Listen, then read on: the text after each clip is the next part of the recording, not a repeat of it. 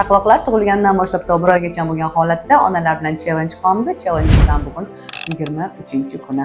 Bugun sizlar bilan to'g'ri emizish texnikasi bo'yicha gaplashmoqchiman. Bu nima uchun muhim? Birinchidan, to'g'ri emizish texnikasiga agar to'g'ri rioya qilsangiz, birinchidan farzandingizni kolikasini kamaytirasiz, ya'ni noto'g'ri emizgan paytingizda og'iz burchagidan havo kirishi mumkin va bu gaz to'playdi.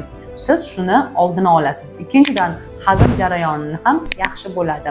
Uchinchidan, farzandingiz agar sizni to'g'ri emadigan bo'lsa, sut ham ko'proq keladi. Chunki emgan paytida albatta bu o'sha potokka ham ta'siri bo'ladi. Ya'ni farzandingiz agar noto'g'ri emadigan bo'lsa, sutni kelishi ham kamayadi. Qanaqa qilib biz to'g'ri emizishimiz kerak? Farzandingizda mana shu videoga qarab emizishingiz kerak bo'ladi. Unda siz farzandingizni 45 gradus ostida ko'kragingizga qo'yishingiz kerak va qo'lingiz bilan to'g'ri ko'tarib turasiz. Qorningizga to'g'ri bo'lishi kerak. Qorningizga to'g'ri bo'lganida issiqlik bo'lganligi sababli farzandingizning kolika ham kamayadi, ya'ni peristaltika yaxshilanadi va masalan gaz chiqarishi osonlashadi. Bu to'g'ri emizish texnikasi bo'ladi. Butun areola, ya'ni ko'kragingizning qora joyi, butun areolasi og'izda bo'ladi va chaqalog'ingiz emayotgan paytida siz o'sha emayotganini konkretni sezasiz, mana tortilayotganini, sut kelayotganini sezasiz. Shuning uchun to'g'ri emizish texnikasi juda asosiy holatlardan biri hisoblanadi. Agar siz shu to'g'ri emizish texnikasiga rioya qilib emizadigan bo'lsangiz, o'zingiz o'zgarish bo'layotganini sezasiz.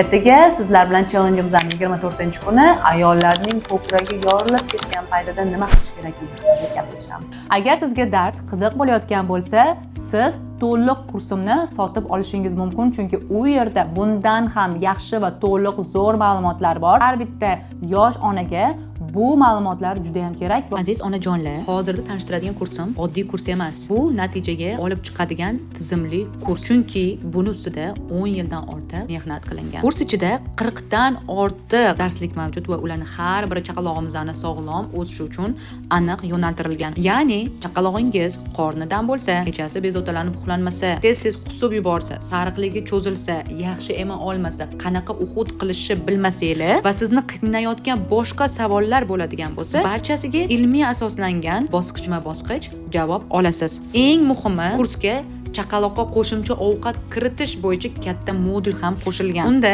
qachon va qanday boshlashni, qanday mahsulotni birinchi berishimiz kerakligi, to'g'ri ratsionni qanday tuzish kerak, haftalik menyuni qanday shakllantirishimiz kerakligi haqida barcha tayyor qo'llanma va amaliy darsliklar ko'rinishda berilgan. Tartibli bilim o'zingizga ishonch va bolaga sog'lom hayotni birinchi kunlardanoq ta'minlab bering. Hoziroq siz o'z bilimingizga investitsiya qilishingiz mumkin va investitsiyangiz orqali juda katta tejamkorlikka ega bo'lasiz. Ya'ni birinchi o'rinda asabingizni tejaysiz, ya'ni siz xotirjam bo'lasiz. Nima to'g'ri, nima noto'g'ri, qayerda zudlik bilan murojaat qilish kerakligi va birinchi yordam ko'rsatishni o'rganasiz. Bundan tashqari keraksiz dorilarni bermaysiz va behuda vaqtingizni va pulingizni sarflamaysiz. Vaqtingizni, asabingizni va pulingizni tejang. Hoziroq adminga bog'laning.